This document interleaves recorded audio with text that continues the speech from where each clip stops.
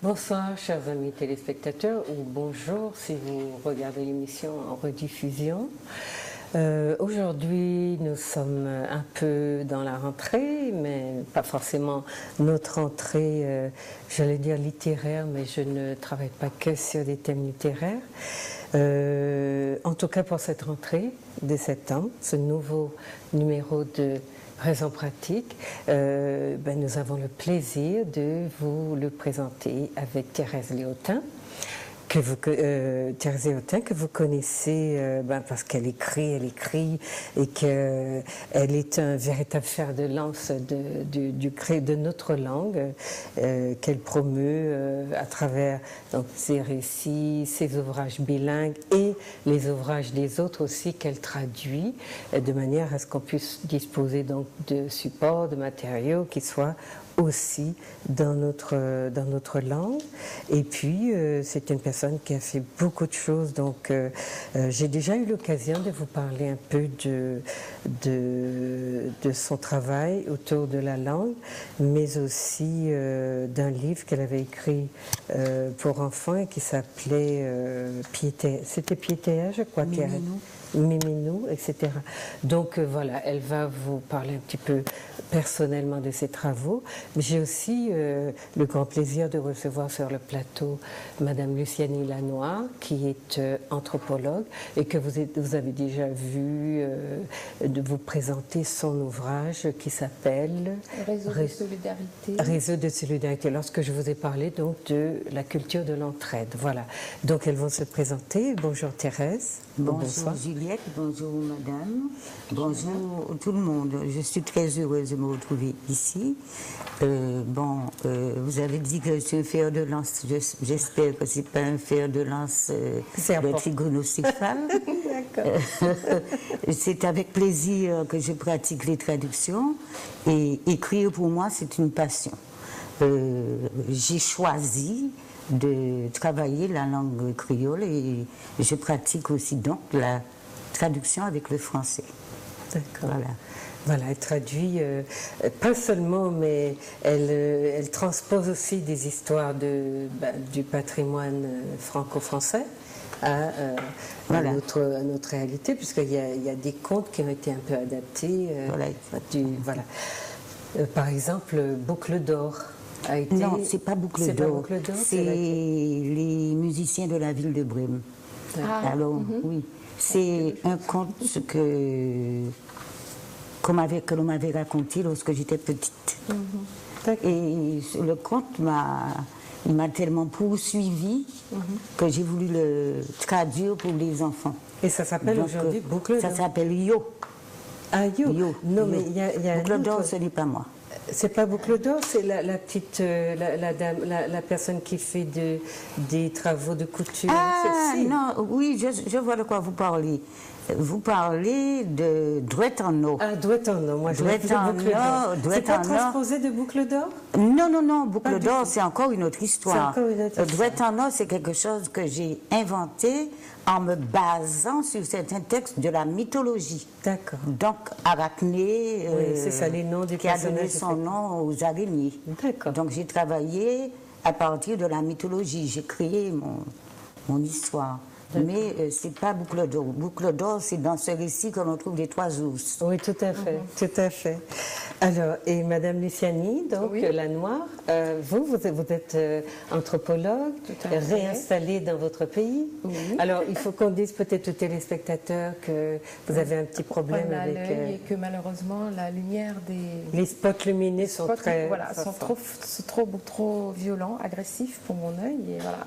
Donc, malheureusement, je suis un peu obligée de cacher mon visage. C'est pas très esthétique, mais j'espère qu'on... non, elle vous cache ses beaux yeux, mais vous allez voir, vous allez entendre sa belle parole, donc ça sera compensé. Voilà, c'est juste pour vous, parce qu'elle tenait à oui, par respect pour les téléspectateurs, je tiens à le dire. Oui. Voilà.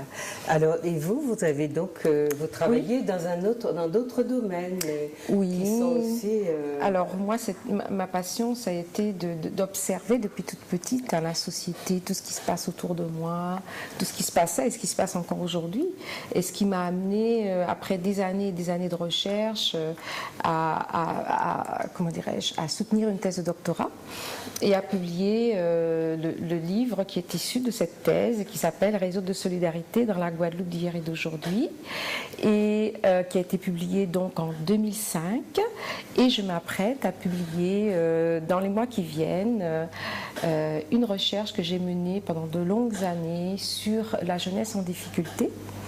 Et cet ouvrage va s'appeler L'Abribus. Voilà, parce qu'on voit que les jeunes se rassemblent souvent dans les abribus pour faire un petit peu anti-trafic, etc., se rencontrer, parler, etc. Et donc, symboliquement, ça va s'appeler l'abribus et le sous-titre sera Assistance à jeunesse en détresse, point d'interrogation. Voilà, donc j'espère que ce livre fera un bon chemin. Voilà, le titre seulement est déjà très évocateur. Voilà. Oui, alors voilà. J'ai demandé donc à Madame Luciani de venir accompagner Thérèse cet après-midi parce que Thérèse, en fait, nous sommes là pour parler c'est le dernier Thérèse, hein? En tout cas, non. C'est pas encore. C'est pas le dernier. Vous voyez comme elle est prolixe, c'est pas le dernier, mais enfin, c'est celui-là qui a retenu mon attention, qui s'appelle La Panthère. Et donc, c'est de ce dernier, c'est avant-dernier alors. Oui, il y a les Souba. Ah, les Souba, je ne connais pas, donc non, voilà. Je n'en ai pas encore fait de publicité. De publicité, voilà. Donc, La Panthère, c'est de ce livre dont nous allons vous parler cet après-midi. Et Madame Luciani Lanoir étant anthropologue, j'ai sollicité son regard parce que il y a, vous savez, une autre anthropologue qui a travaillé sur l'affaire Marny, puisqu'il s'agit bien de Marny. Et voilà, donc que vous sachiez que un ouvrage existe qui s'appelle Marny. Oui, alors ça s'appelle Pierre-Juste Marny jusqu'au bout du silence. Voilà, Pierre-Juste Il y avait avant quand même pas de pitié pour Marny, du même auteur, hein, je crois qu'il doit être Madame... qui est anthropologue, Marlène Hospice. Madame Marlène Hospice. Voilà. Mais je dois préciser que mon ouvrage... C'est un roman. Oui, on va en parler. Hein, ce n'est pas l'histoire. C'est pas un travail anthropologique. Voilà. On a bien compris, c'est anthropologique. D'accord. Donc, on va en parler cet après-midi. Et avant, on va faire une petite présentation de Madame Léotin. Qu'est-ce que vous voulez dire? Ah non, je n'ai rien de particulier, sauf que je vais être un petit peu candide par rapport au livre de Madame Léotin, puisque je n'ai malheureusement pas eu le temps de le lire, mais je vais quand même... je pense que je pourrais donner quand même avec et puis c'est une approche.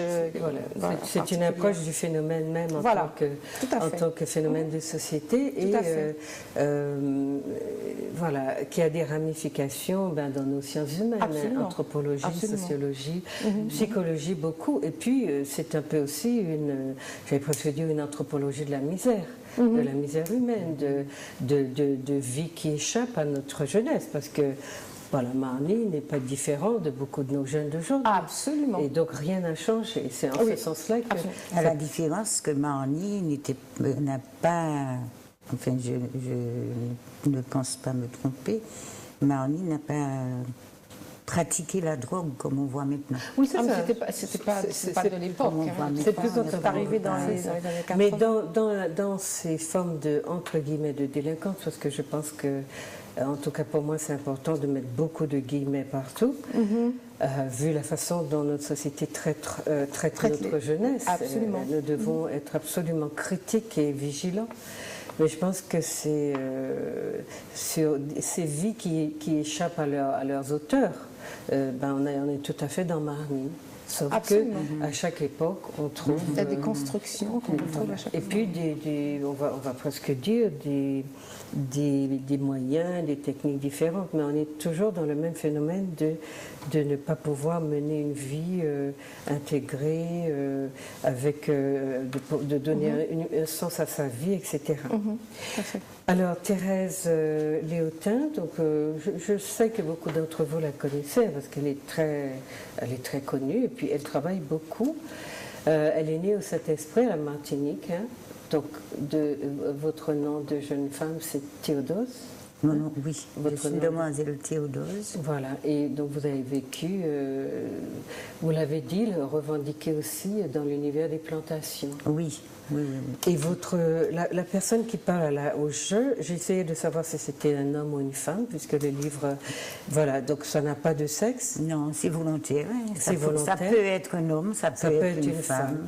Et effectivement, c'est une vie qui se déroule autour de, j'allais dire, l'affreusité de la plantation, enfin, dans la plantation, dans ce qu'elle a, elle peut avoir de plus violente. Mais ça peut être un homme, comme ça peut être une femme, mais en fait, c'est un homme. Moi, je voyais un homme, mais... Pourquoi? Parce que sur la fin, cette personne-là aura une conversation avec Marnie qui va montrer, voilà. Qui lui dira... Mais tout au début, ce n'est pas... Oui. Ce n'est pas précisé. Non, c'est pas précisé, mais en même temps, on sent bien qu'il s'agit d'un garçon. Oui, mais ça peut être un homme ou une femme. J'ai même pensé que c'était Marnie en soi, tellement... non, c'est pas Marnie. Non, c'est pas Marnie, parce qu'il rencontre Marnie, quand Marnie va être déportée à la prison de Ducos, c'est là... Parce que tous les deux seront en prison. Voilà, mon personnage, c'est Di Marnie. C'est ça. Di Mornie, je ne me souviens plus. Di Mornie. C'est pas Marnie qui s'appelle. Et j'ai mon livre en première page, je le dédie à la sœur de Marnie, Madame Cyprienne Marnie, et peut-être qu'elle ne le sait même pas. Elle était en classe avec ma sœur et c'était l'amie de ma sœur. Et pour ça, parce que ma sœur parlait d'elle tout le temps, son frère n'avait même pas encore... c'est pendant qu'ils étaient en classe que le frère a commis, dans le courant de l'année scolaire, que le frère a eu le problème. Et ma sœur en parlait beaucoup, et donc je me sens assez proche d'elle. Oui. Alors c'est celle dans le roman qui apparaît sous le nom de Syrienne. Syrienne, voilà. Syrienne. Alors donc on va voir, Marnie avait un parent syrien, d'origine syrienne? Non, ça c'est mon invention. C'est votre invention. Je l'ai appelé... Parce que dans le livre, lorsqu'on lit Marnie lui-même, il dit qu'il est donc d'un père dominicain et d'une mère caraïbe. Oui, il le dit. Il le dit. Mais moi, quand j'ai mis syrienne, qu'on a appelé syrienne, parce que ça c'est ma... C'est la partie romancée. Voilà, mon invention, d'autant plus que cyprienne, ça se rapproche un peu de syrien. Syrienne, donc j'ai fait mon affaire, mon commerce. D'accord. Donc vous êtes d'une famille Théodose et vous avez vécu donc dans l'univers des plantations parce que votre papa était géreur d'habitation. Voilà, mon père était géreur d'habitation et j'ai grandi dans cet univers jusqu'à l'âge de 10 ans. Les mots 10 ans, papa m'a parti pour faire l'école. Parce que chacun ne pas travailler encore.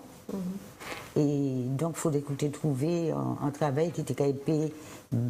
Papa m'a été mis 8 fiches quand même. Maman m'a été à Kaili, pas de travail. Donc, il quittait Conan, il était géré pour y aller faire l'école. Mais il faut que m'en dise qu'il a quitté Conan pour aller faire l'école, nous pas tenu même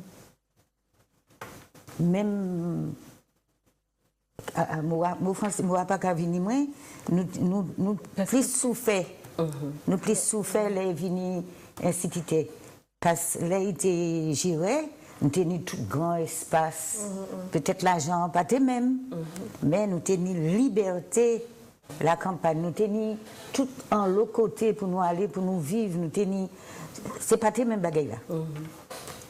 Mais oui, puis c'est aussi deux univers différents, l'univers de la plantation et celui de l'école, probablement dans un changement de logement. Total. Donc de cadre de vie, etc. Total. Et puis on l'a envoyé nous habitions à l'époque le Saint-Esprit. Il habitait le Saint-Esprit, il travaillait au Lorrain, au Técal, il a ouvrier. Mais oui. Puisque dans ce temps-là, c'était des petits, on t'envoyait faire 10 jours là, 15 jours là, des petits remplacements. Comme je l'ai dit tout à l'heure, le salaire était autre, mais les moyens n'étaient pas les mêmes. Notre père n'était pas toujours là, puisqu'il était Lorrain, dans toutes les régions du Nord, sur les routes. Surtout que les transports n'étaient c'était même pas comme maintenant, il a été obligé de prendre son permis, d'acheter une voiture. Et maintenant, c'est commun, les gens ont, chaque personne Ils sont 5 dans la maison, ils ont 6 voitures. Mais à l'époque, vous étiez 8 dans la maison avec une demi-voiture, entre guillemets. C'est ça. Voilà. Quand il y en avait. Lorsqu'il y en avait. Voilà, sinon il y avait le bus et tout ça, l'autobus. Alors, donc, là, votre maman, c'était donc Valentine Macaire, qui a été donc épouse Théodore, Théodose, pardon, oui c'est ça, c'est bien écrit, qui a été donc mère au foyer, qui a élevé ses enfants. Vous étiez donc une famille de 8 enfants, et vous êtes aujourd'hui l'épouse, enfin depuis, l'épouse de Georges Léotin, qui lui est professeur de philosophie. À la retraite. À la retraite, voilà. Et il a écrit aussi des choses intéressantes parce que je pense qu'il y a Mangovette, il y a Mémoire la terre, et puis dernièrement. Un truc de poésie sur les nègres, oui, je sais. Dernièrement, je ne me suis pas. Non, je n'ai pas noté, mais je l'ai entendu. Il vient d'écrire quelque chose, En battoir boire. Voilà. Ça vient de paraître, c'est sur le football. Oui, bah ça, je l'ai entendu parler de ça. On a dit Mangovette, Mémoire la terre, En battoir boire. Et puis il avait fait un essai sur mon Choachi. Ah voilà, j'ai marqué auteur d'un essai sur mon Choachi et de 2 romans, d'accord. Voilà. Donc vous avez ensemble 3 enfants, d'accord, qui sont maintenant de grands enfants. Oui, voilà. Nos enfants sont grands. Voilà. Donc vous avez embrassé comme votre père la carrière d'enseignante. Vous êtes encore titulaire du CAFIPEMS, certificat d'aptitude, formation, instituteur, professeur des écoles, maître formateur. Ça, c'était une spécialité en plus, maître formateur. Le CAFIPEMS, la spécialité, c'est l'option créole. C'est ça. L'option créole. Option langue et culture régionale, titulaire du diplôme aussi universitaire de langue et culture régionale, donc DULCRE. Et puis vous avez exercé la fonction de médiateur culturel et celle de conseillère pédagogique en langue et culture régionale. Ça, c'est autrefois. Ça, c'est autrefois, bien sûr. Aujourd'hui, donc, vous vous définissez comme une femme écrivain. Alors, vous avez ajouté derrière créole, mais je pense que martiniquais, ça suffirait. Non, mais comme je sais qu'il y a cette polémique quand on ne parle pas créole, on parle martiniquais. Non, écrivain créole. Vous avez dit écrivain créole. Oui, mais je dis cette polémique, on ne parle pas créole, on parle martiniquais. Je ne sais pas, je pense que créole, ça nous met dans un bol commun, tandis que martiniquais, ça nous sépare. Martiniquais, Guadeloupéen, Saint-Lucien. Enfin, c'est mon point de vue. Oui, c'est ça, puisque les autres ne se définissent pas créole. Hein, c'est mon point de vue. Les autres régions de la Caraïbe ne se définissent pas créole. Oui, ils disent qu'ils ne parlent pas trois pour certains. Non, mais là c'est question autour de la langue. Mais là, lorsqu'on dit écrivain créole, on ne dit pas écrivain en créole. C'est pas la même chose. Ah oui, sur le en. Voilà, c'est ça sur manque. Le en, oui. Oui, c'est ça. Donc, oui, je n'avais pas percuté. C'est ça. Non, mais moi je parlais de l'ère. Non, j'ai compris. D'accord, de l'ère civilisationnelle. J'ai compris. Bon, ensuite, vous avez été fondatrice du journal Griffontais. Dont on a déjà parlé. C'était pour nous sembler écapillés en les poiconneaux. C'est un journal donc, qui a existé depuis les années 70. De 1977. 17 jusqu'à 1981. Octobre 81. Et vous avez sorti beaucoup, puisque je vois que vous vous êtes arrêté au numéro 60. Donc il y en a eu beaucoup. C'est une très belle expérience voilà, pour nous. Très belle expérience. Alors, il y a pour ceux qui sont intéressés, une collection complète se trouve à la bibliothèque départementale donc, de Fort-de-France, de Schellcher, là, et une à la bibliothèque du campus de Schellcher. D'accord? Et puis j'en ai quelques-uns chez moi. Mais voilà. pas aussi compliqué. Les archives départementales de la Martinique en ont probablement une collection, mais ça n'est pas sûr. Et puis, voilà, vous avez été plusieurs fois interrogé sur cette expérience que vous avez décrite comme très belle. Donc, vous êtes membre fondateur de ce journal, ancien membre aussi de l'association Banzil Créole Martinique, et vous êtes donc reconnu à la Martinique, dans la Caraïbe et au-delà, et vous faites... Donc vous avez une écriture qui est particulière, c'est-à-dire qu'elle est bien ancrée d'ici, mais elle se nourrit aussi de choses, d'apports du patrimoine français sans décomplexer, de manière décomplexée. Vous pouvez décider de traduire et d'adapter, d'ajuster, etc. Et puis ce livre-là, La Panthère, qui ne mentionne pas le nom de Marny, mais comme la mémoire collective l'a retenu sous cette sorte de, je sais pas, d'appellation. Mais on reconnaît son histoire. On reconnaît à travers le terme panthère, parce que ça aurait pu être autre chose, hein, comme je vous l'ai montré, la panthère. Parce que lui, il s'appelait la panthère noire. Oui, c'est ça. Mais ici, voilà. Donc c'est le livre qui nous dit, sa couverture noire, qui nous dit qu'on peut continuer, on peut décliner le titre complet, puisque le livre est noir, la couverture est noire. Donc, vous êtes maintenant directrice honoraire d'école d'application, donc à la retraite. C'est ça? Oui et non, hein, parce que mon éditeur sait que je suis à la retraite. Ah, il sait, mais il continue à vous faire travailler. C'est pour ça que je dis bonjour André. C'est pour ça que je dis à André que vous viendrez. Alors c'est un livre, peut-être que vous le voyez tout en bas là, le petit symbole là, sont les éditions Exvoya. Donc c'est André Exvoya, qui d'ailleurs est votre fidèle éditeur, parce que vous ne publiez plus qu'avec lui. Oui, j'ai laissé là en m'attend. Et votre dessinateur, c'est Panchaud. C'est Panchaud, voilà. Parce que j'aime beaucoup ce qu'il fait.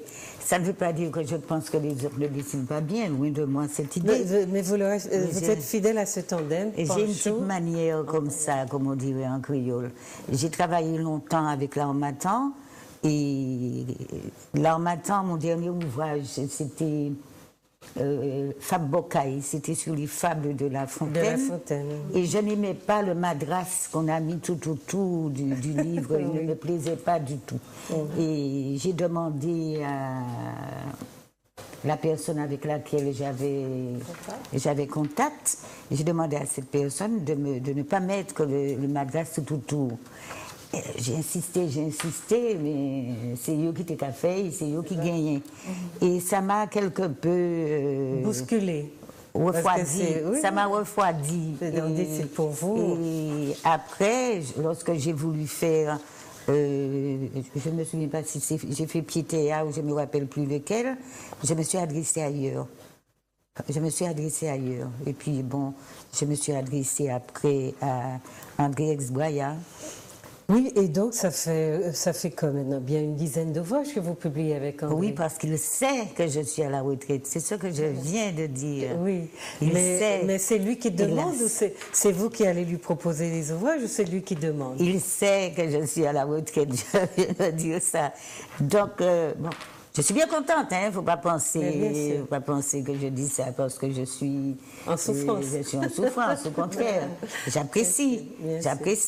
Quelquefois, il me demande, d'autres fois, c'est moi qui lui propose. Je lui ai donné, je ne sais pas quand est-ce qu'il va, j'ai déjà fini, La petite chèvre de M. Seguin. Je lui ai donné ça. J'ai déjà fini. Bon, c'est lui qui m'a demandé de lui traduire Montesquieu, les troglodytes. Ça va paraître. Donc il y a des choses qu'il me demande, il y a d'autres choses que je propose. Donc c'est une espèce de tandem heureux, si on peut dire, même si je dis, il sait que je suis à la retraite. C'est ça. Alors André, ça veut dire qu'il faut la laisser se reposer un petit peu quand même. Alors, donc... Faut pas l'écouter, André. Vous voyez, André, hein, c'est une martyre consentante. Voilà, alors, il ne faut pas qu'elle vienne nous dire du mal de vous. Alors, ce que j'ai retenu aussi dans ce qui est dans les présentations qui sont faites de vous, donc Marius Gautin, c'était malheureusement qui nous a quittés, mais c'était quelqu'un qui vous appréciait aussi beaucoup. C'était mon ami. Hein. Ah, c'était un ami, c'est vrai. Il a milité quelque part avec vous, c'était pas dans Griffantais ou dans... Non, je l'ai connu, pour dire vrai, aux rencontres des jeunesses communistes. Parce que mon père était communiste, son père lui-même, et mon père nous emmenait aux réunions qui se tenaient à Calbassi au Lamentin, et son père l'emmenait aussi. Donc c'est comme ça que Marius et moi, nous nous sommes connus. Et c'est une amitié qui a duré jusqu'à sa mort, mais on se considérait beaucoup. D'accord. Donc ce qui ressort quand on lit tous les gens qui ont parlé de Thérèse, c'est essentiellement cette forme de militante qui est en tout cas assimilée à une forme de militantisme de la langue, enfin de militantisme, oui, qui est centré sur la langue, promotion de la langue créole, c'est ça? Exactement. Donc je trouvais chez Roger Bion, qui était donc professeur honoraire à la Martinique, il dit ceci: ce qui fait de Thérèse Léotin une auteure singulière et remarquable, c'est qu'elle est la seule femme explorant ainsi les ressources de la langue créole. Elle démontre par sa langue et par la variété des genres qu'elle aborde, que le créole est une langue se haussant à hauteur de toutes les langues littéraires. Bon, on peut dire aussi que, pour ne pas attirer tout le drap à moi, on peut dire aussi que Madame Nicole Cage travaille aussi la langue créole. Peut-être que les gens la voient plus dans la langue française, mais elle travaille aussi. Elle prononce beaucoup de choses en créole. Elle travaille aussi la langue créole. Oui. Bon, il n'y a pas que vous deux d'ailleurs. Hein? Oui, c'est ça, c'est ça. C'est ça que je veux dire. Il y a de plus en plus de gens. Oui, c'est ça que je veux dire. Mais pour moi, ce qui était intéressant à retenir, c'est le fait que c'est vrai que vous touchez à beaucoup de domaines. On a peut-être nos auteurs, beaucoup d'auteurs qui parlent qui écrivent, qui s'intéressent à la langue, mais peut-être que le spectre des objets étudiés, abordés, explorés, est moins large que chez vous, parce que il me semble que le fait que vous avez été directrice d'école vous a fait toucher donc à toute une littérature qui a formé ou formaté l'imaginaire de nos enfants, mais que vous le restituez aujourd'hui en français. Alors moi, la question en créole. Moi, la question, c'est est-ce que traduit en créole, l'imaginaire français nous renvoie à un imaginaire qui est bien à nous? Je sais pas. Non, je ne pense pas. C'est une question, voilà. Je ne pense pas, mais je pense qu'il faut élargir notre horizon et ne pas rester que sur nous-mêmes. Donc, lorsque je vais prendre des textes français, que je vais les mettre en créole, c'est pour donner à la langue créole le maximum de bagages qui va lui permettre d'entrer partout. C'est ça qui est ma perspective. Oui. Ah ouais, français, hein? Perspective? Non, parce qu'il y a perception aussi qui peut. Il y a perception, mais je voulais dire perspective. D'accord, donc ça donne. Oui, mais moi je pense que nous avons un spectre d'expérience qui est très large, c'est seulement que nous ne l'explorons pas toujours. Oui. Moi je vois que dans nos recherches anthropologiques ou sociologiques, qu'on mène toutes les deux, on découvre des réalités qui sont là, mais qui ne nous sont pas révélées. Hein? Je vois par exemple Annick Sylvestre a fait en français un très beau travail sur Cheval Trois Pattes. Et ça, effectivement, ça fait partie de notre mythologie, comme l'Emmenouet. Bon. Et je n'ai pas vu sous cet angle-là, parce que je suis... Bon, je vais dire le mot. Je suis formatée par la mythologie grecque. Parce que lorsque j'étais petite, j'ai une tante qui est morte maintenant, qui m'offrait habituellement les travaux d'Hercule, qui m'offrait toutes ces choses-là. L'autre jour, j'ai entendu Le Jardin des Hespérides et j'ai revu le livre. Donc, je suis là-dedans. Donc, ça ne veut pas dire que je ne puisse pas m'en détacher, mais m'en détacher, c'est un peu cruel, parce que c'est mon enfance. C'est ces livres-là qu'elle m'offrait, qui fait que lorsqu'après elle m'a offert un autre genre de livre, j'étais fâchée contre elle. Mon père, bon, je vais juste dire ça pas très longtemps, mon père avait pour habitude de nous offrir Alexandre Dumas.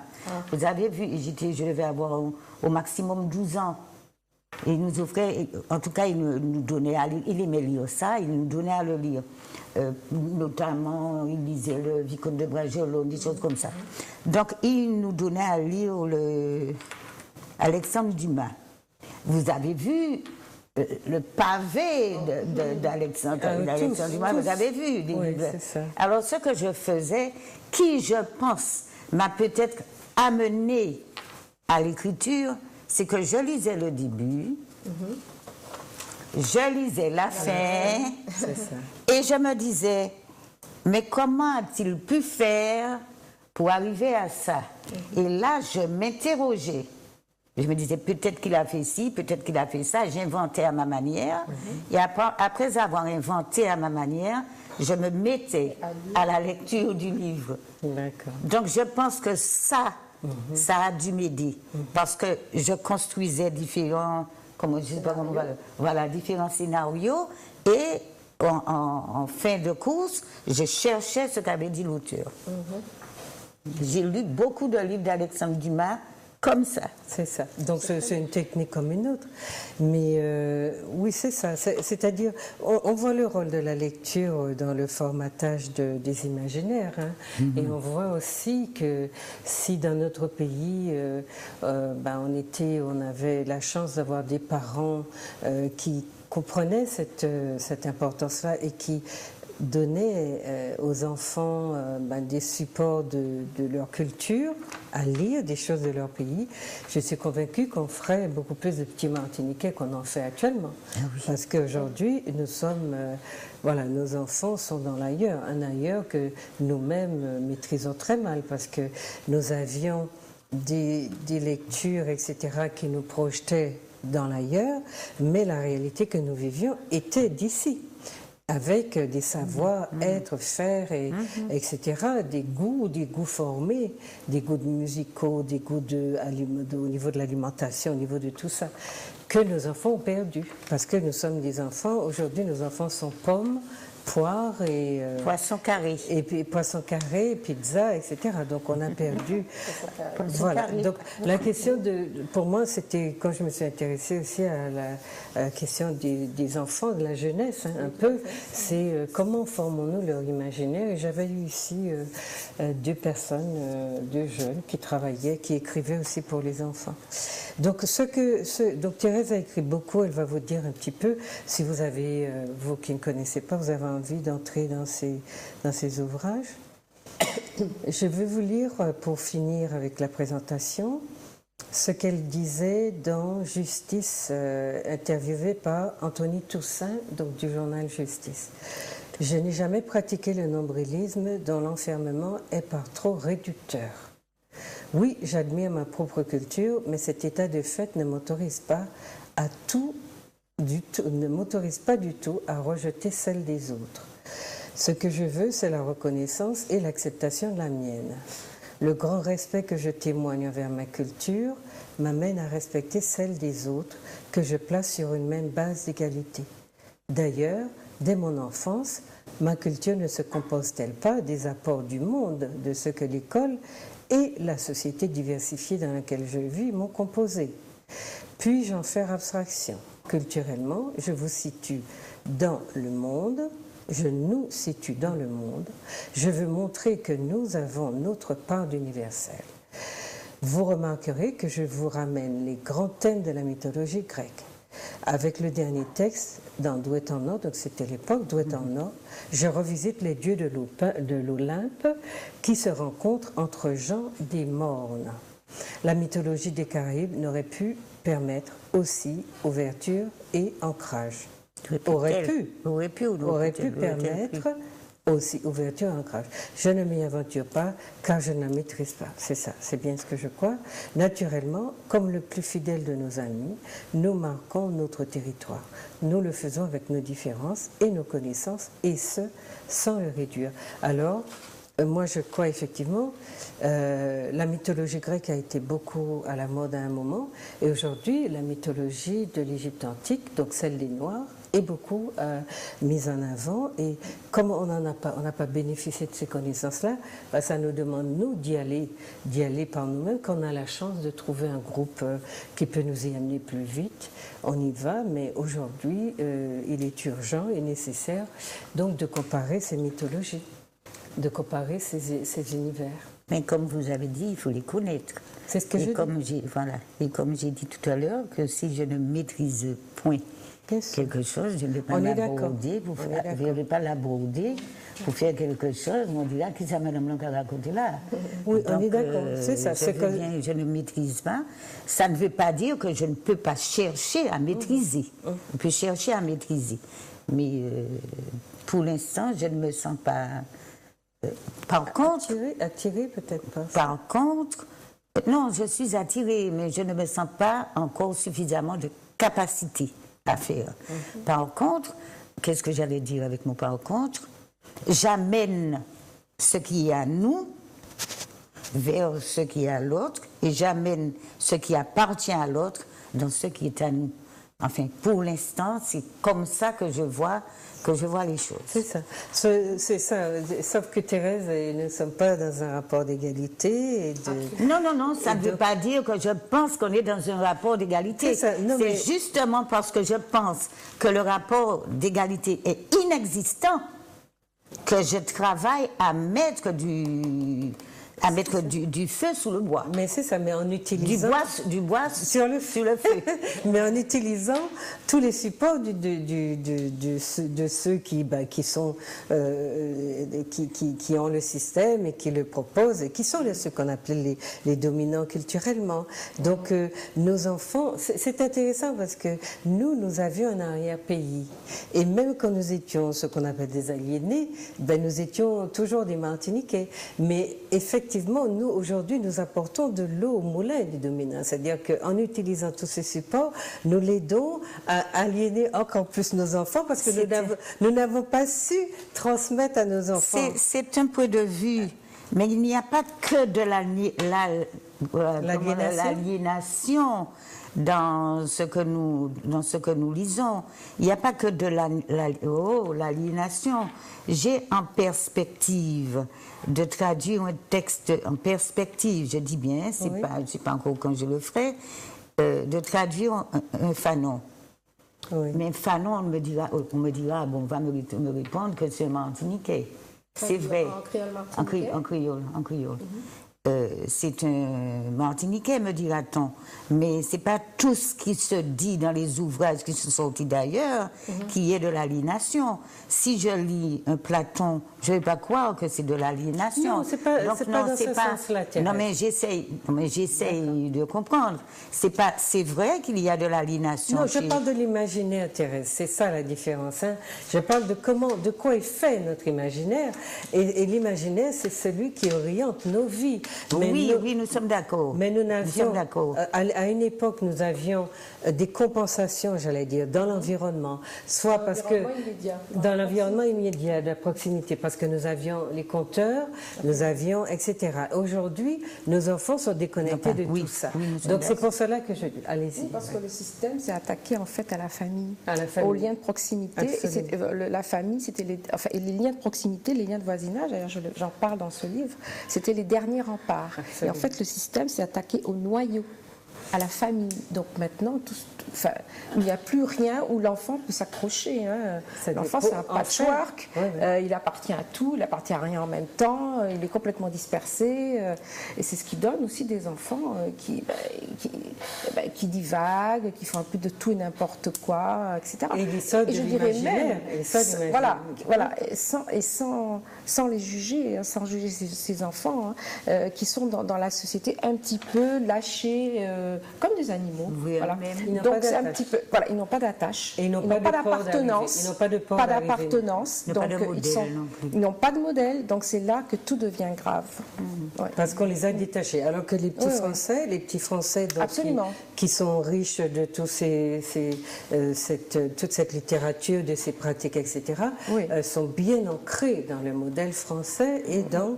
Et on remarque justement actuellement qu'il y a un retour de la société française à défendre leur propre... leurs valeurs traditionnelles. Absolument. On voit dans toutes les émissions de télévision, quelles qu'elles soient quasiment, on reparle de la société médiévale, on reparle souvent, on fait des émissions aussi sur les campagnes françaises, avec tout ce qu'ils produisent comme spécialité culinaire. Il y a un retour dans la France profonde actuellement. Vous voyez. Et nous, qu'est-ce qu'on fait pendant ce temps-là? D'abord parce que notre culture n'est pas assez explorée, mais je trouve la démarche de Thérèse très intéressante, mais j'ose dire à Thérèse que, voilà... J'aime bien le mot « ose ». J'ose dire à Thérèse... qu'il y a encore des choses à construire. Non, de chez nous, d'aller fouiller dans notre imaginaire. Parce que Thérèse travaille tellement, elle écrit tellement, mais ça aurait été formidable de travailler avec notre patrimoine... celui-là qui est plus ancré. Et Monsieur André, il faut que vous la laissiez travailler un petit peu sur les choses du pays. Mais lorsque, par exemple, j'ai traduit les troglodytes de Montesquieu, ça s'est passé, rien qu'à entendre le nom, troglodyte, c'est pas hier. C'est vrai, ça a été écrit par un oreilles, c'est comme ça qu'on les appelle, par quelqu'un de l'autre bord.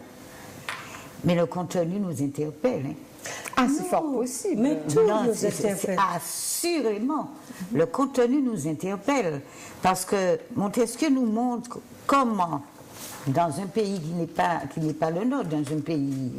comment certaines attitudes, des gens ont eu certaines attitudes. Et quand on regarde, on voit bien que ces attitudes... elles sont universelles. Elles sont universelles, Thérèse, mais l'universel, là, en l'occurrence, s'écrit mieux pour ceux qui sont possesseurs de cette culture que pour nous. Parce que ce qui ferait de nous des êtres vraiment universels, c'est si notre spécifique était vraiment exploré. Vous avez dit tout à l'heure que vous le connaissez moins. Et ça, c'est la réalité que nous avons vécu beaucoup. Nous tous, pratiquement tous. C'est pour ça que je dis, donc, il faut que des anthropologues, des gens comme ça, travaillent de plus en plus sur le patrimoine pour le mettre à la portée d'auteurs comme Thérèse. C'est pour cette raison que j'ai fait La Panthère. Qui vont écrire. C'est pour parler un peu de nous. Oui, La Panthère parle de nous. C'est ce qu'on est venu faire. J'ai traduit les Souba dont on n'a pas encore parlé parce que je n'en ai pas fait de pub, mais les Souba, qui est de Goldoni, c'est la vie de Jean d'ailleurs, mais avec les mêmes défauts, les mêmes choses que nous. Donc, pour moi, avant tout, c'est, comme j'ai dit, au risque de me répéter, c'est d'amener la langue créole vers un auteur comme Goldoni. C'est un peu ce que je prétends faire. D'accord. Alors, Thérèse a écrit, parmi de nombreux d'autres ouvrages, La Voix égale, c'est aussi un roman bilingue, Le Temps des Trois Roses, en créole ça a donné Temps Trois Roses là. Alors là, c'est un recueil de nouvelles que j'ai inventé. D'accord. J'ai dans cet ouvrage-là, il y a une dame qui va brûler la main de son enfant et l'enfant va en mourir. J'avais lu quand les avocats font des plaidoiries. Alors, Marie-Alice André-Jacoulé, qui avait fait un livre sur ces plaidoiries, avait ça. Nous étions ensemble dans une réunion où elle devait lire mes textes et moi, elle devait lire les siens. Donc, j'ai lu ça. J'ai lu la plaidoirie de la dame qui avait brûlé la main. Et puis, ça m'a... J'avoue que ça m'a pénétré, je dirais. Et j'ai dit à Marie-Alice, Marie-Alice, je veux faire quelque chose avec ça. Et je suis rentrée chez moi, le soir, j'ai fait le texte. Je l'ai fait, elle m'a dit oui. J'ai fait le texte. Et bien sûr, il faut toujours revenir sur le métier 100 fois. Bon, je l'ai peut-être cité mal. Donc, j'ai revu ce que j'avais fait et ça a apparu dans Le Temps des Trois Roses et je l'ai dédié à Marie-Alice. Mais ça, c'est une histoire vécue, hein, d'accord, dont Marie-Alice André-Jacoulet avait été l'avocate. Donc les gens... alors il y a aussi Doigt d'or, Douette en or, hein, bilingue français aussi. C'est chez l'Harmattan, tout ça. Bilingue créole français. Il y a Aura la vie, à fleur de vie, donc ce sont des nouvelles. Dans Aura la vie, il y a Nanny Rosette. Nanny Rosette qui est un conte d'ici. D'accord. C'est un conte dans lequel il y avait une petite fille qui était très gourmande et qui mangeait, qui n'arrêtait pas de manger. Ça, c'est un conte d'ici. Donc, il y a un petit œil sur ça qui L'Esprit l'emmène, le génie de la mer, ça c'est 2000, oui, en 2000, d'accord. Oui. Ensuite, je ne vois pas bien, mais j'ai vu, de toute façon, il y a ceux que j'ai aujourd'hui, on veut parler, mais il y a Pieter, il y a le Molière, et il y a... J'ai traduit. Ah oui, il y a des traductions aussi. J'ai traduit Viens toujours à la dérive, notamment, voilà, qui est un livre de votre servante. Le livre... On peut montrer à l'antenne, je sais pas. Ça raconte l'histoire, l'épopée d'Irmée de je ne sais pas si on voit quand je le montre. Oui, ça a été publié chez Exbraya, écrit par Juliette Smeralda et traduit par... Et traduit, donc tout est traduit. Vous avez une page en français, une page en créole. Voilà. Et c'était aussi une très belle histoire, pas parce que moi je l'ai écrite, mais c'est... Et c'est là que j'ai vu... Parce que j'entendais parler de DCP. Le DCP, je ne savais pas. Je ne savais pas. L'école de pêche de Trinité l'utilise comme ouvrage de français pour l'étude du français. C'est là que j'ai vu ce que c'était qu'un DCP. J'ai appris des choses. Non, mais en dehors de ça, c'est une histoire passionnante entre deux hommes, un oncle et son neveu. Et puis la solidarité. Ah, c'est extraordinaire. C'est extraordinaire. Ça, c'est des choses... Si on ne va pas fouiller chez le Martiniquais, on ne va pas découvrir ça, parce qu'ils ne le montrent pas. Et dans des situations comme celle-là, on découvre des gens d'une profondeur et d'une richesse. Vraiment, c'était un honneur pour moi d'écrire cet ouvrage-là, d'écrire l'histoire d'Irmin et de Claude Palude. Donc Thérèse a traduit. Il y a aussi, Thérèse, donc là, vous parlez des derniers que vous allez publier chez Exbraya aussi. Donc le truc de Molière. Enfin, il y a des travaux en chantier. Et puis il y en a un qui est déjà sorti, mais que vous n'avez pas encore... Je n'ai pas encore parlé de lui. Comment il s'appelle ? Les Soubas, les rustres de Goldoni. C'est ça. Alors, ça m'attriste quelque peu, parce que cet ouvrage-là a été une commande de Jean-Claude Myrtil, qui était, je ne sais pas si c'est régisseur, comme on dira, responsable, je vais dire, de Pucci Théâtre après la mort de Bérard Bourdon. D'accord. Et Jean-Claude m'avait demandé de lui traduire la Locandira.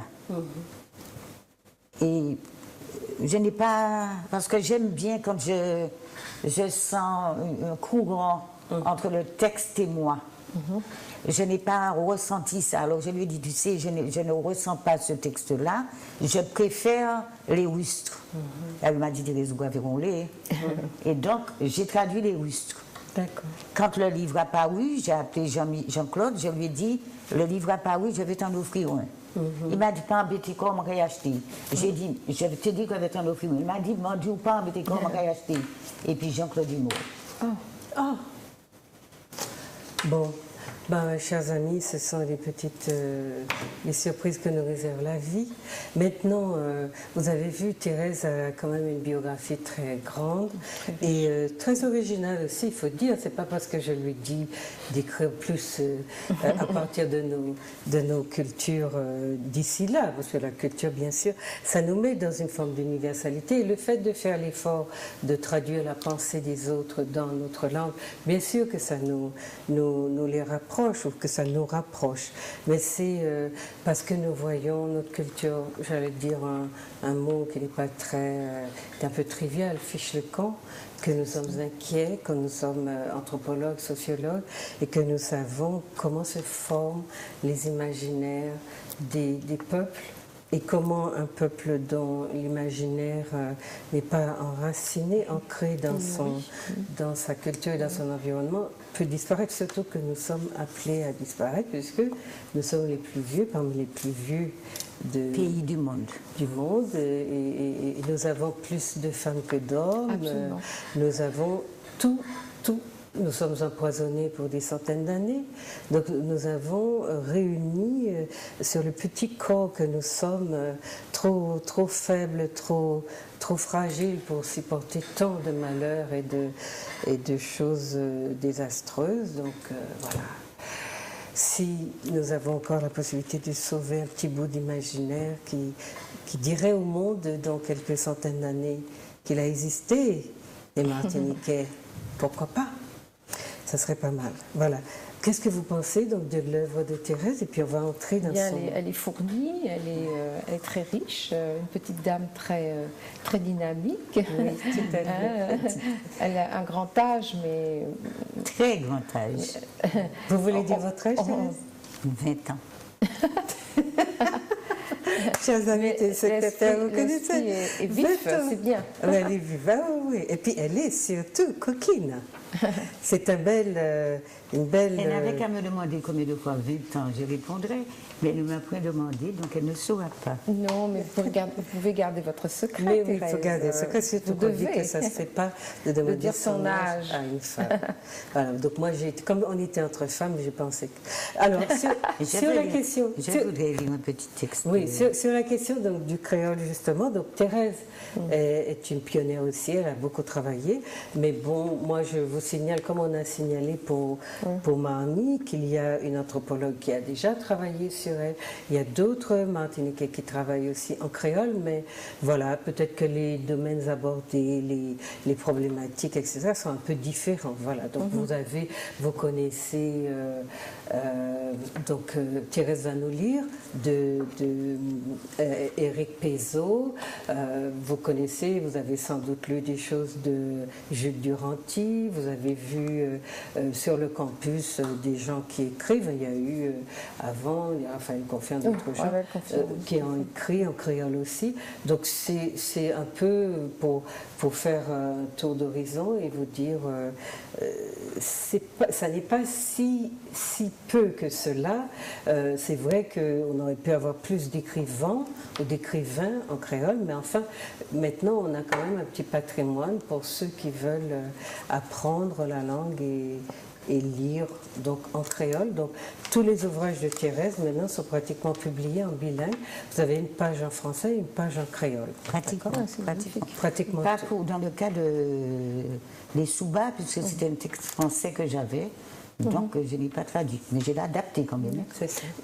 Alors, je voulais lire un texte Éric Pézeau qui devait être avec nous. Pézeau, qui, à mon avis, un écrivain de très haute valeur, qui n'écrit pas pour écrire, qui écrit pour travailler la langue, pour travailler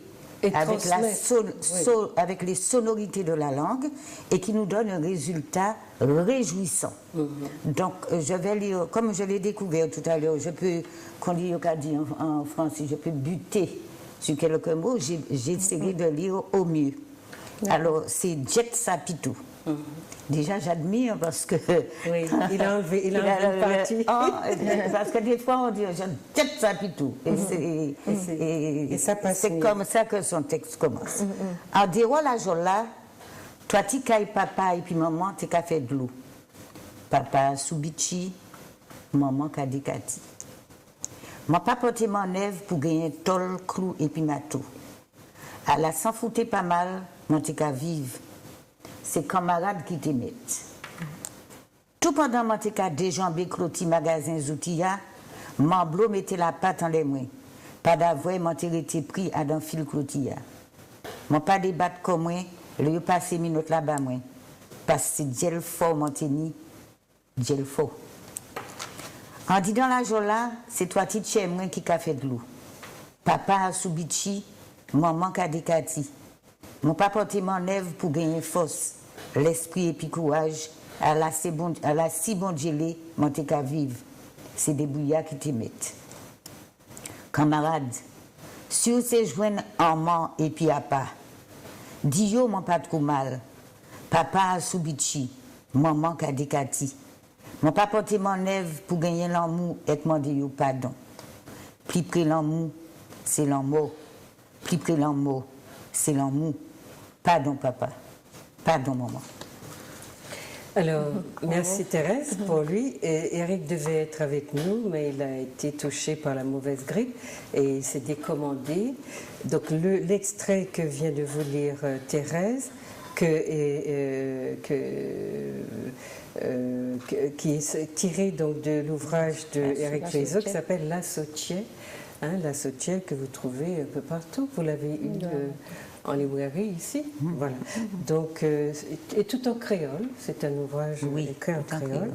Et c'est je crois qu'il y a beaucoup de passerelles entre vos deux manières d'écrire. Au niveau de la langue même, ou bien dans les thématiques que vous abordez? Ce que j'aime bien chez lui, c'est sa propension à vouloir introduire des mots nouveaux. Et je pense c'est une bonne chose que de mettre des mots nouveaux et de ressusciter aussi les mots anciens. C'est ça. Donc j'apprécie ça chez lui. Il y les points décidement. Ça c'est un mot neuf. Pour faire vibolo. Je ne connais pas cette expression. Donc je pense que c'est intéressant de travailler avec les mots nouveaux et puis de remettre... De revivifier la langue. De revivifier la langue, en quelque sorte. Alors, on lui souhaite bon établissement parce qu'il est malade, mais on espère qu'un jour, parce que c'est la deuxième fois qu'il est invité, qu'il ne peut pas se présenter, on espère qu'un jour, il viendra vous parler lui-même de sa manière de concevoir l'écriture et justement les il a une belle plume. Voilà, il a été primé aussi dans beaucoup de oui. Alors, j'ai eu sur le plateau Monsieur Patrick Bernard qui a écrit donc mot pour mot, mot MAEX et pour mot, et qui est dans cette démarche de créer des néologismes et d'enrichir pas seulement la langue française, mais aussi la représentation qu'il a de sa réalité. Voilà. Donc, oui, je voulais poser une question, à savoir si tous ces ouvrages en créole ont un public relativement large. Déjà un public dans la société en général et un public parmi les enfants. Parce que en Guadeloupe, où j'ai vécu longtemps, il y a eu une montée en charge de l'enseignement du créole dans les écoles et beaucoup de livres écrits pour la jeunesse ont été étudiés et sont encore étudiés avec l'aide des professeurs en créole dans les écoles.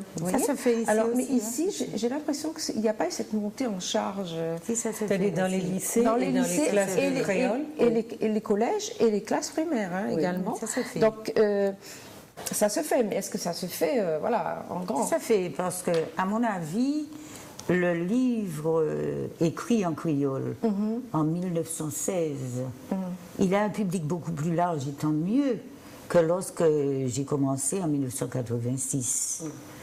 Donc, de plus en plus... Le premier, c'était Georges Gratien.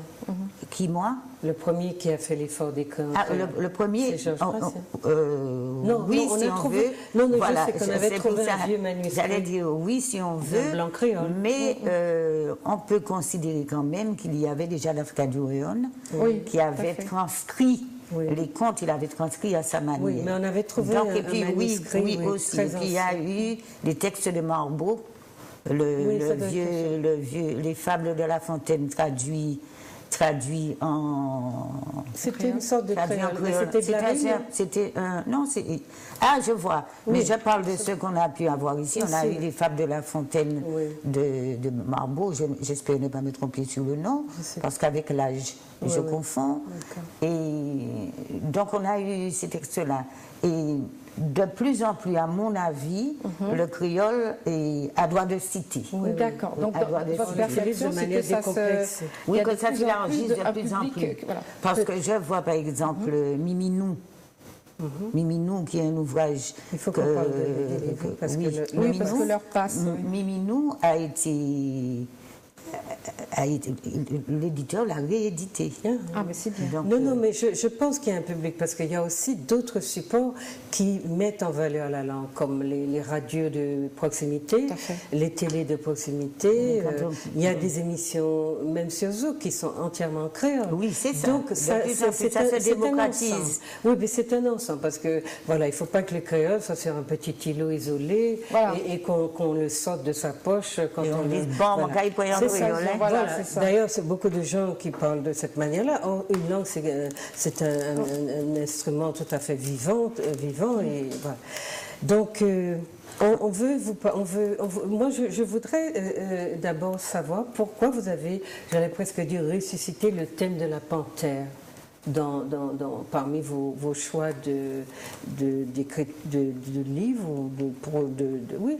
Question à 1 000 € que je ne suis pas capable de répondre. D'accord. À laquelle je ne suis pas capable de répondre. Je ne sais pas. Je ne sais pas. Mais qu'est-ce qui vous a sorti directement de votre imaginaire, la panthère? Disons que il y a l'écrit, enfin, en ce qui me concerne, j'écris d'abord, le titre viendra après. Le titre n'est pas le plus difficile. Et c'est tant mieux. Tu as déjà fini de travailler, et puis tu as le titre à chercher, c'est tant mieux. Chez moi, c'est le plus difficile à trouver. C'est tant mieux, je dis quand même, parce que tu as déjà fini le travail d'écriture. Mais tant qu'à me demander qu'est-ce qui m'a amené à écrire la panthère, je suis incapable de répondre, incapable. Je ne peux pas dire c'est ci, c'est ça, je ne sais pas. Il est vrai que j'avais déjà tout ce qui est au début, tout le début, parce que le début où je raconte... Qui ne parle pas de Marny, précisément. Qui ne parle pas du tout de Marny. Et en même temps, comme il y avait cette... Pardon de vous interrompre. En même temps, comme il y avait ce petit signe, cette dédicace à Cyprienne Marny, moi j'ai commencé... Mais c'est terrible, j'ai commencé le livre en cherchant absolument Marny dans ce qu'elle racontait. Et puis j'arrive à la moitié du livre, mais je me dis, mais est-ce que c'est Marny? C'est pas possible. Est-ce qu'elle nous raconte l'enfance de Marny? Mais je peux parler à aucun moment, mais Marny apparaît. Voilà, j'ai mis un petit post-it. Voilà, ici. Marny apparaît à la page 64. Donc à peu près au milieu du livre. À la moitié du livre, parce qu'il y en a 103. Il y a 103 pages. Marny apparaît lorsque le jeune homme est dans la prison. Et il lui dit, le dénommé Pierre-Justin Dimorny, d'ailleurs qui arrive là, et donc il sort. Voilà, il est en prison. Mais il y a un lien entre mais absolument, les deux. On le voit. Mais moi, pendant tout ce temps, je lis en cherchant Marny. Et en me disant, mais voilà, je suis mal à l'aise parce que... Et puis sur la plantation, je n'avais pas connaissance que Marny avait grandi dans une plantation. Mais c'est un roman. Mais je sais. Mais dans les romans, il y a beaucoup d'autobiographies, ou de biographies, d'aspects de biographie. Et donc, c'était intéressant parce que Thérèse a commencé à nous raconter une histoire. Et à un moment assez inattendu, le destin des deux personnages va se croiser, mais dans une prison. Voilà, dans une prison. Voilà. Et ils passeront très très peu de temps ensemble, puisque Marny va se suicider peu après. Ça se passe, je ne sais pas en quelle année, 2008 Enfin, ils se rencontrent à ce moment-là. Et il se suicide, et donc le jeune homme... en 2008. Il lui remet une lettre... qui est assez particulière. C'est censé être la lettre que Marny a écrite. C'est la lettre que Marny. C'est elle, voilà. Donc la question c'était où Thérèse avait cette lettre. C'est la lettre de Marny. Je n'ai rien changé dedans. Voilà. C'est la lettre de Marny. La seule chose que j'ai faite, j'ai fait la traduction en créole. Mais c'est la lettre de Marny. Et puis j'ai mis Monsieur Dimorny, puisqu'il s'appelle dans mon ouvrage Dimorny. Le roman, il s'appelle Dimorny Jean-Pierre. Il ne s'appelle pas Marny, il s'appelle Dimorny. Et j'ai laissé les deux prénoms, Justin Pierre. Alors, oui, ça commence comme ça. Monsieur Dimorny, Justin Pierre, camp de concentration de Ducos, là où je suis empoisonné à coups de camisole chimique tous les mois, sans aucune maladie, empoisonné par la force. On a tué ma mère et mon père nourricier.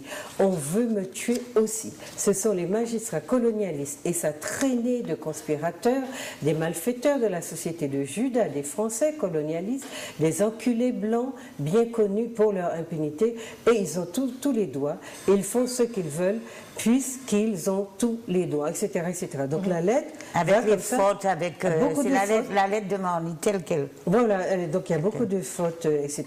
Mais il y a un discours qui accuse et qui dit qu'il est victime donc, du colonialisme, de la répression, du système judiciaire, il dit qu'on empoisonne, c'est-à-dire qu'il est sous médication sans être malade. Donc il appelle ça la camisole chimique. Camisole chimique. Voilà, parce qu'on me force à prendre des médicaments sans que je sois malade. Alors, voilà, c'est quelqu'un qui s'est posé beaucoup de questions, mais évidemment, dont on voit qu'il n'a pas été forcément scolarisé longtemps, etc. Il dit, par exemple, je ne dois pas d'obligation à la société française, parce qu'il dit qu'il n'est pas français, mais un nationaliste martiniquais. Je suis donc un nationaliste martiniquais, né arawak de mère martiniquaise et de père république dominicaise. Je ne suis pas un Africain, mais un Américain né, etc. Et dans un camp de concentration, il le répète, pour un accident de jeunesse. Donc voilà comment il présente aussi. Accident de jeunesse. Pour un accident de jeunesse. Voilà. Je dis bien un accident, coup et blessure, qui a entraîné la mort sans intention de la donner. 49 ans de tôle pour cela. Je n'ai tué personne. Ils sont morts 4 jours après à l'hôpital, mais je n'ai tué personne. Mais les lois coloniales font ce qu'ils veulent avec les opprimés. Alors je suis la victime des malfaiteurs français. Voilà. Donc c'est ça qui est intéressant, sont les 2 dernières pages. C'est intéressant, c'est-à-dire ce que Thérèse va présenter de l'histoire, c'est-à-dire faire se rencontrer la vie d'un garçon qui est... C'est comme diplômé par contre. Qui est très largement diplômé, mais qui en fait se retrouve dans la même situation que Marny. Exactement. Et j'ai voulu opposer mon voilà. Lui, il n'avait pas beaucoup de diplômes, et voilà ce qu'il est devenu. Et lui, il a des diplômes, et il en passe de devenir comme Marny. Il en passe de devenir Marny parce qu'il va détruire, casser. Il est allé, il va détruire toute une station-service et se retrouver en prison. Et c'est là qu'il rencontre qui est-ce qui va lui donner des conseils? Marny. C'est ça. Donc Dimorny. Ils vont se rencontrer donc en prison. Donc une moitié du livre est consacrée donc à ce jeune homme qui est instruit, mais qui vient d'une plantation, qui a vécu les tribulations que vivent les gens qui sont dans l'environnement, des planteurs, des béquets, etc. L'arrogance, le mépris, la dague qui est ultra soumise, etc. Et lui qui veut travailler et qui commet l'erreur à un moment donné, parce qu'il voit l'enfant du gérant, qui est le béquet en fait de la plantation. Du béquet. Du béquet, c'est pas du gérant. Ah oui, c'est bien ce qui m'avait semblé. Parce que le gérant, c'est dans la station. Non, ça c'est autre chose. Mais la petite fille de ce béquet est en train de jouer dans la boue. De jouer dans la boue, et le garçon donc qui s'appelle Dimorny lui dit, elle s'appelle Ségolane. Elle a un nom doux, enfin bref. Ségolane. Et elle dit, il lui dit, malpropre Ségolène, ou je sais pas quoi, lève-toi, sors de là, tu es malpropre, tu es dans la boue, etc. Et le béquet ne va pas apprécier qu'on appelle son enfant malpropre. Et le béquet entend ça. C'est pas étonnant. Et le béquet entend ça et il révoque, il licencie sur le champ le garçon. C'est pour montrer les pouvoirs. Les pouvoirs qu'ils ont. Pour montrer les pouvoirs. Il fallait appeler la petite fille qui avait 3 ans, il fallait l'appeler mademoiselle de manière très cérémonieuse. Ce que lui, voilà, et l'enfant dit caca, cacapulo, capulo, capulo, caca, etc. La service oublia, donc le garçon dit Morny, volontairement ou non, mais il s'oublia. Et lui dit en créole, Ségol Anne, ah c'est pour ça que vous dites Ségol Anne. Ségol Anne, malpropre, sors de là, ne fais pas ça. Le père, qui veillait trop à la mise en carton des pâtes de banane pour entrevoir sa fille, se vautrant dans la flaque, répondit dans la même langue. Monsieur, vous passez immédiatement à mon bureau et je ne veux plus vous revoir ici. Ma fille n'a pas gardé les porcs avec toi. Vous n'avez pas à l'appeler par son prénom. Alors c'est exprès que je mets le toi et le vous. Et le vous, voilà. Tout à fait. Et puis, vous ne vous regardez jamais. Elle n'est ni plus sale ni plus malpropre que vous. Je veux mon respect. Donc, ça a été un des respects que d'appeler l'enfant par son prénom. Ça peut paraître à certaines personnes comme étant quelque chose de purement incroyable. Oui, et puis même infantile. Mais ce sont des choses qui peuvent arriver. Ah, ben, qui sont arrivées. Qui sont arrivées. Pour les gens qui connaissent j'ai préféré dire peuvent. Non, pour les gens qui connaissent la vie de l'alimentation, et moi je la connais bien, non, il n'y a pas de souci.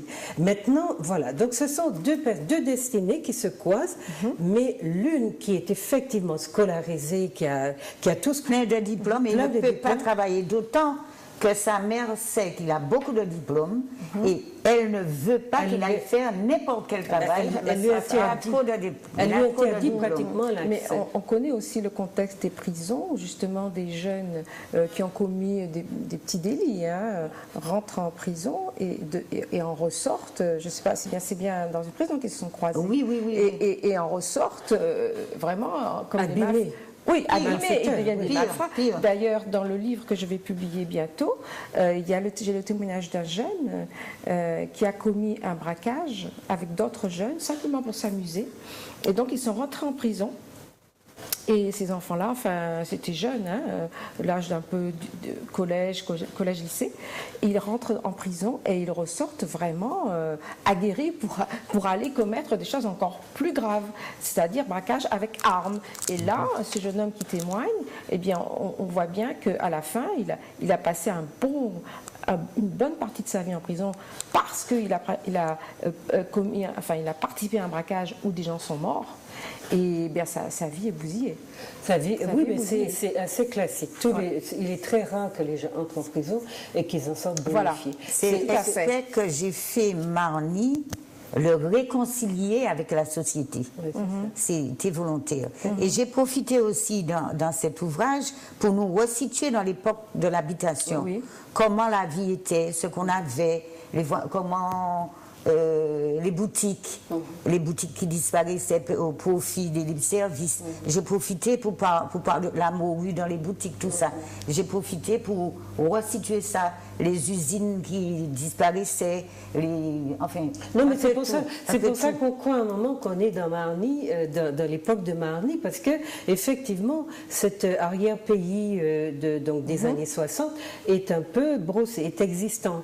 Maintenant, ce qui est intéressant, que j'ai trouvé un peu, qui m'a interrogée en tout cas, c'est que la fin de l'histoire, elle est un peu pieuse, religieuse, un petit peu versée dans... Oui, c'est-à-dire qu'en fait, Marny doit pouvoir expliquer qu'il a été victime de lui-même, de sa propre violence, parce que la question de la maîtrise de soi est posée.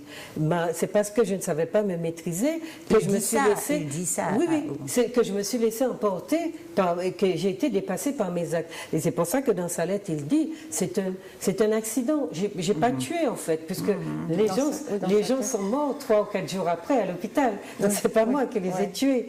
Donc c'est quelque chose, lors de la projection de la représentation, et même du sentiment de culpabilité, il ne l'a pas du tout, ou en tout cas, il n'est pas aligné sur la vision qu'a la société de sa culpabilité. Il n'est pas aligné sur cette vision-là. Il est dans quelque chose d'autre. Et ce quelque chose d'autre-là, moi je ne sais pas comment l'anthropologue l'a abordé, mais c'est vraiment intéressant à voir. Maintenant, le ton est un petit peu... je ne sais pas, le mot ne me vient pas. C'est religieux. En fait, c'est empreint d'une forme de comment est-ce qu'on appelle ça, de piété. De piété. Et parce que, en fait, vous lui faites jouer le rôle aussi d'avant-garde, enfin, en tout cas, d'alerte, de lanceur d'alerte. Dire aux jeunes qui est perdu malgré tous ses diplômes et qui se voit sur la pente descendante, là, il va entrer dans une forme de délinquance plus sauvage. Et c'est Marny qui aurait été le summum de ce que le plus vieux prisonnier de France, etc., qui va lui dire, voilà, j'ai été victime. Que lui, il a vécu. J'ai été victime. Et en fait, essayer de faire qu'il ne bascule pas, lui, dans le même phénomène incontrôlé, le même comportement incontrôlé que Marny, pour qu'il n'ait pas à payer de sa vie entière, parce que Marny a payé de sa vie entière. Et c'est pour cela qu'il a un sentiment d'injustice très fort. Donc la question, c'est pourquoi vous avez choisi ce thème-là, mais ça a probablement aussi un lien avec la situation de la jeunesse actuellement. Il ne faut pas oublier que le Martiniquais, c'est un épieu. Ah oui, bien sûr. Le Martiniquais épieux. Donc j'ai voulu aussi jouer sur cette piété-là. Et j'ai voulu que Marny puisse être celui qui... Bon, la réalité ne l'a peut-être pas été, hein, puisque j'ai dit qu'il s'agit de romans. J'ai voulu qu'il donne un peu l'exemple à l'autre. Vous avez vu ce qui m'est arrivé, comme l'a dit Juliette tout à l'heure, vous avez vu que je l'ai payé de toute ma vie.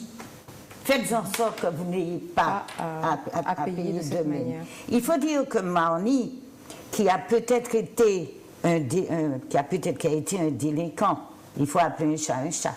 Il a été un délinquant, mais il faut dire aussi qu'il a été victime, enfin, c'est pas victime que je devrais dire, il a été, à l'époque c'était les Black Panthers. D'ailleurs, il se fait appeler la panthère.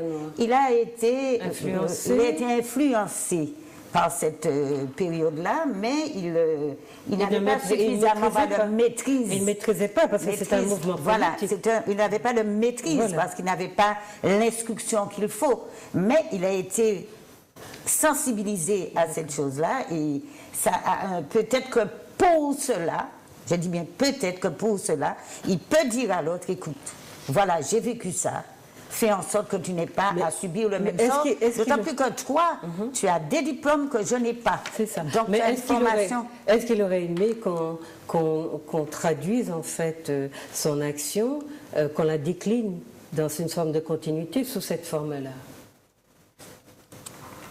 Est-ce que là, à ce moment-là, il n'y a pas une sorte d'appropriation de l'histoire de cette personne pour faire passer un message justement de piété qu'il ne partagerait peut-être pas parce que mais je ne pense pas exactement piété tout en me disant que le Martiniquais est très pieux.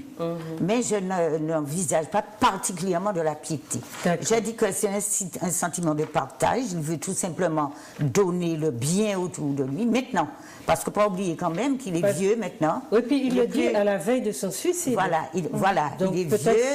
il est vieux, il veut quand même partir avec en laissant une bonne action, on ne sait pas. Il est vieux, il a 68 ans. Hein. On l'a beaucoup abîmé. Vous avez dit tout à l'heure que je suis vieille, c'est mon âge. Ah, j'ai pas dit que vous êtes vieille, Madame Thérèse Léotin. Alors, ce que je voulais vous dire, c'est que l'ouvrage est subdivisé en 10 chapitres.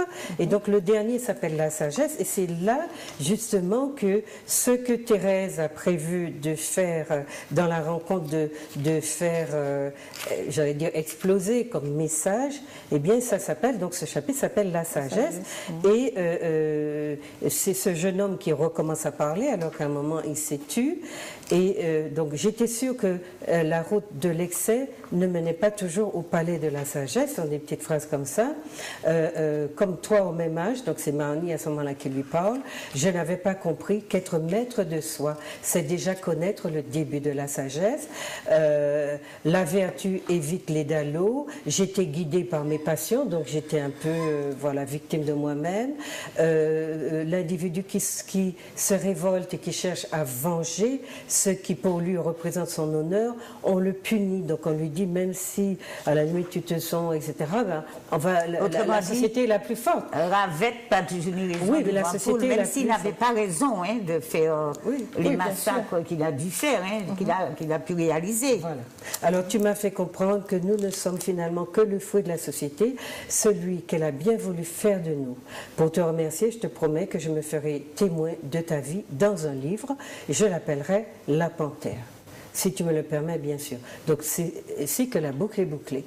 Et après, on va tomber donc dans la lettre de la Panthère, qui a laissé donc en héritage ou en bilan de son expérience l'idée qu'il est une victime. Et à mon avis, soit c'est le roman qui le dit, soit c'est lui. C'est lui. C'est lui. Donc, il est une victime. Parce que ça signifie que cette manière que nous avons d'inculper, de stigmatiser, etc., est un langage qui nous est propre et qui est unilatéral. C'est-à-dire que nous n'entendons pas assez ceux qui commettent des actes comme cela pour comprendre, entrer dans leur univers. On n'entend pas leur souffrance. On n'entend pas leur souffrance, mais on n'entend même pas la démarche psychologique ou intellectuelle qui les mène à de tels actes. Je ne sais pas. Oui, non, c'est bien ce que je pense aussi. Hein. Tous ces jeunes aujourd'hui qui sont en détresse, ils subissent énormément ils subissent la stigmatisation de la société. Et le retour du stigmate, c'est que, eh bien, ils deviennent violents en fait. Parce que comme ils sont dévalorisés, stigmatisés effectivement, ben, pour se donner de l'importance, pour se donner le sentiment d'être des êtres humains, d'avoir une signification à la société, ben, ils deviennent violents pour qu'on les voie, pour qu'on les remarque, pour exister tout simplement. Même à leurs propres yeux. Donc c'est oui, tout à fait, à leurs propres yeux. Voilà, malheureusement, on nous a prévenu. Je n'ai pas vu le voyant vert, donc j'ai pensé qu'on avait encore du temps. Mais le temps est passé, Thérèse, très vite aussi. Si vite. Si vite. Et il y a encore beaucoup de choses à dire. Il y aurait encore des choses à dire. Mais lisez-le aussi. Moi, je trouve l'approche, la dernière partie, donc le dernier chapitre, où finalement Marnie s'en va, mais en laissant un héritage, un patrimoine qui est peut-être destiné, c'est un discours aussi. J'ai fait ça, mais je n'ai même pas le sentiment d'être coupable.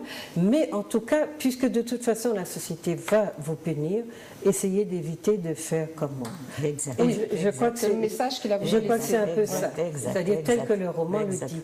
Donc voilà, merci Thérèse. C'est moi qui vous remercie de cette invitation et d'avoir connu Madame Lucianie Lannoy. Madame Lannoy. C'est avec plaisir que nous avons échangé. J'espère que ça va permettre aux Créoles d'entrer dans bien des foyers. Bien sûr. Et puis, donc vous avez une page en français, une page en créole. Vous pouvez lire d'abord l'une et l'autre, etc., les deux en même temps, mais c'est intéressant parce que il me semble que ça nous parle aussi beaucoup de notre jeunesse actuellement, et c'est cela qui m'a intéressée aussi de voir comment nous les menons à la désespérance, en tout cas la société dans laquelle ils vivent, ils grandissent, qui ne leur offre aucune porte, aucune ouverture. Absolument. Il faut que nous soyons, nous, aujourd'hui, les lanceurs d'alerte aussi pour notre jeunesse, pour les aider à trouver leur place. Parce que la violence, c'est le langage qu'ils développent quand ils n'ont plus rien, plus aucune autre manière de se faire entendre. Et plus rien à perdre. Voilà. Donc c'est aussi le propos de l'abribus. Hein. C'est de cela que je parle, j'espère, dans ce livre. Et j'espère que ça montrera comment, justement, quels sont les processus qui emmènent la jeunesse à devenir aussi violente, alors qu'elle elle se sent plutôt victime que coupable. C'est ça. Et chez Marnie, on l'a bien vu. Je suis pas coupable. Oui, je suis victime de moi-même à la limite, mais d'abord de la société. Ben voilà, chers amis, téléspectateurs, nous sommes obligés de nous arrêter là. Et bon, nous espérons que vous aurez beaucoup de plaisir à découvrir aussi toute l'œuvre de Madame Thérèse Léotin, qui est prolixe et puis qui ouvre sur beaucoup de domaines qui n'ont pas été explorés par notre langue justement. Et puis que vous irez dans les ouvrages de Madame Lucianie Lanois. N'oubliez pas que Madame Marlène Hospice a écrit 2 ouvrages sur Marnie, si l'histoire en tant que telle autobiographique vous intéresse. Et puis moi, je vous dis, passez une bonne soirée ou bon après-midi. Je remercie Priscilla et la technique ainsi que Zouk TV. Et puis, je vous dis à bientôt.